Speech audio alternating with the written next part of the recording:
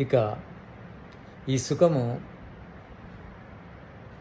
శరీరం లేకుండా కూడా మనకు లభించే స్థితిని పొందడము ఆధ్యాత్మిక సుఖం అంటారు. శరీరం ద్వారా కాకుండా శరీరాన్ని వదిలిన తర్వాత కూడా లభించే సుఖం ఏదైతుందో అది ఆధ్యాత్మిక సుఖం. అది శరీరంతో కూడా సంబంధం లేనిది. దివ్య సుఖం, కామ్య సుఖం, సంతోష సుఖం, ఈ మూడు శరీరంతో అనుభవించేటివి. ఆధ్యాత్మిక సుఖం శరీరము లేకుండా ఆత్మతో అనుభవించేది.